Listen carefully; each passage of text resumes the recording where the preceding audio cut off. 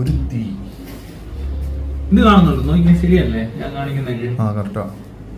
ഇതെന്ന് പറഞ്ഞാല് ഇന്ത്യൻ സിനിമയിൽ സാരി ഉടുത്ത് ഇതുപോലെ ഇതൊരു സമാന്തം എന്ന് പറഞ്ഞൊരു പെണ്ണ് അല്ലു അർജുനെ കൊണ്ട് ഇങ്ങനെ ഒരു വേഷം ചെയ്യാൻ പറ്റത്തുള്ളൂ. എന്തോ പെണ്ണ് സാരി ഉടുത്ത് മുഖത്തെന്തോ ചായം വരത്തേച്ച് ഫേസ് പെയിന്റിങ് ഒക്കെ ചെയ്തിട്ട് വന്നേക്കുന്നെന്നും പറഞ്ഞുകൊണ്ട് എന്തോ വലിയ സംഭവമാണ് പോലും.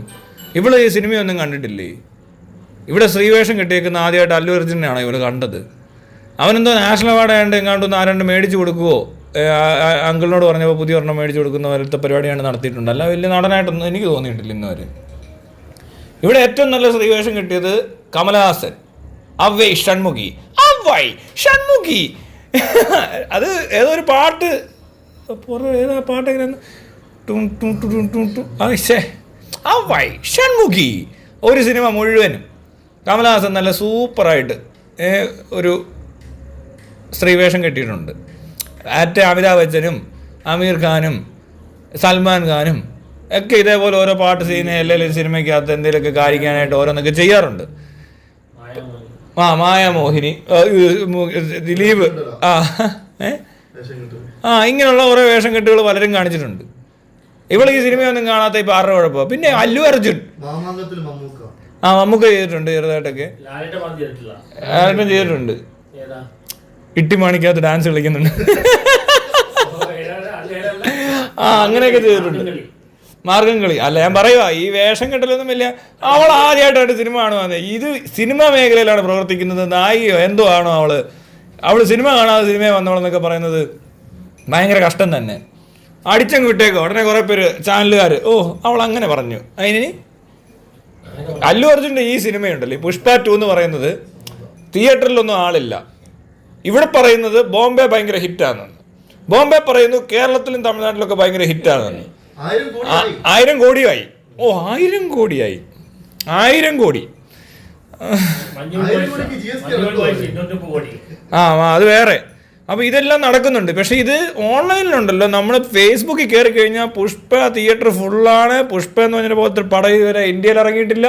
പുഷ്പ 3.5 മണിക്കൂറാണ് പടം. പുഷ്പ ഫയർ, പിന്നെ താഴത്തില്ല, പൊങ്ങത്തില്ല, ഏതാണ്ടൊക്കെ ചെയ്യുന്നു. വൈൽഡ് ഫയർ എന്നൊക്കെ. തീയല്ല, തീട്ടമാണ് പുഷ്പ എന്നുള്ളത് ഏകദേശം എല്ലാവർക്കും കണ്ടവർ. എൻ്റെ ഒരു ഫ്രണ്ട് കുറച്ചു നേരം കഴിഞ്ഞപ്പോൾ തിയേറ്ററിൽ നിന്ന് ഇറങ്ങിപ്പോയി.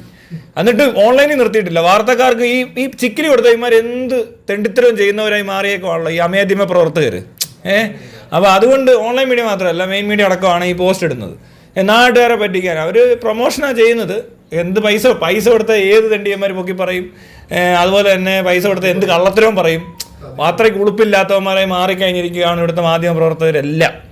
എല്ലാവരും ഒന്നും തന്നെ വേണം പറയാൻ. ഏതെങ്കിലും ഒരുത്തം കൊള്ളാമെന്നുണ്ടെങ്കിൽ ഈ കമ്പനിയിൽ നിന്ന് പിരിഞ്ഞു പോയി വേറെ നല്ല ഞാൻ ഉണങ്ങത്തില്ലേ. ഇതെല്ലാം കണക്കാ. വന്ന് ഒന്നിനും കൊള്ളാത്തവന്മാരായേക്കുക. അപ്പോൾ അവർ പറയുന്ന എല്ലാം കള്ളത്തരമാണ്. അപ്പോൾ ഇതും ഒരു കള്ളത്തരം. പുഷ്പ ഇവിടെ ഭയങ്കര ഓട്ടമാണ്. ഓടിക്കും ആൾക്കാർ, ഓടുമല്ല. കണ്ടവരൊക്കെ പറഞ്ഞ് അറിയാവുന്നവർക്ക് എല്ലാം അറിയാം. എന്നിട്ട് പിന്നെയും ആൾക്കാരെ പറ്റിക്കാൻ ഇങ്ങനെ ഓരോന്നോരോന്ന് ഇടയ്ക്കിടയ്ക്ക് ഇട്ട് കൊടുക്കും. ഇപ്പോൾ കണ്ട് അല്ലു അർജുനെ അറസ്റ്റ് ചെയ്തെന്ന്. ആ തിയേറ്ററിലെങ്ങാണ്ട് ഒന്നും തള്ളുണ്ടായി, അല്ലെ എങ്ങനെയോ എന്തോ സംഭവിച്ചു, ഒരാൾ മരിച്ചതിന് അല്ലു അർജുനെ അറസ്റ്റ് ചെയ്തിട്ട് എന്തിനാന്ന് ചോദിച്ചാൽ അതും ഒരു എല്ലാവരും കൂടെ കൂട്ടം കൂടി ആലോചിച്ച് ചെയ്യുന്നവരുണ്ട്.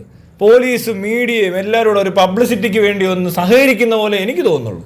അല്ലാതെ അല്ലു അർജുനെ അറസ്റ്റ് ചെയ്യുന്ന എന്തിനാ? ആ തിയേറ്റർ ഉടമ അങ്ങ് അറസ്റ്റ് ചെയ്യും. അവിടെ ഇത്രയും തിക്കും തിരക്കും ഉണ്ടാക്കിയതിന്. അല്ല പിന്നെ ഒരു തിയേറ്ററിൽ കയറാൻ പറ്റുന്ന അത്ര ആൾക്കാർ അതിനപ്പുറത്തോട്ട് അധികം പേര് വരുന്നുണ്ടെങ്കിൽ അവരെ കയറ്റരുത്.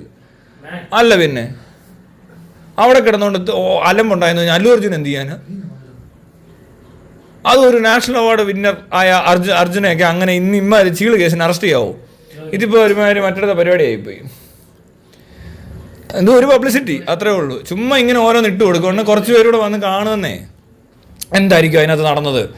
പുഷ്പ എന്ന് പറഞ്ഞ സിനിമ കാണാൻ വന്നപ്പോൾ ഒരു സ്ത്രീ മരിച്ചു, അതൊരു വാർത്ത, ഭയങ്കര സംഭവം. കുറച്ച് ദിവസം ആരാണ്ടെങ്കിൽ അത് കാണാൻ വേണ്ടി കയറി.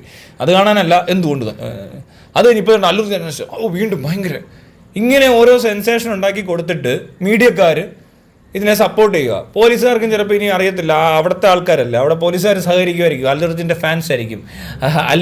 അല്ലു അണ്ണൻ വിളിച്ച് പറഞ്ഞ് അതുകൊണ്ട് അറസ്റ്റ് ചെയ്യുന്നതെന്ന് പറയുന്ന ടൈപ്പ് പോലീസുകാരൊക്കെ ഉണ്ടാവും. ഇക്കൊക്കെ വിളിച്ച് പറയുമ്പോൾ ചെയ്യുന്ന പോലത്തെ പോലീസുകാരില്ലേ. എന്നിട്ട് അവർ കള്ളവാർത്ത അടിച്ചു വിടത്തില്ലേ, ചെറുത്താൻ ഒളിവിലാണ്, അറസ്റ്റ് ചെയ്തു എന്നൊക്കെ പറയുന്ന പോലത്തെ ഓരോ സാധനങ്ങൾ. അതാണ് ഈ കാണുന്നത്. അല്ലാതെ അല്ലു അർജുനെ അറസ്റ്റ് ചെയ്തിട്ടൊന്നും ചെയ്യാനൊന്നും ഇല്ല.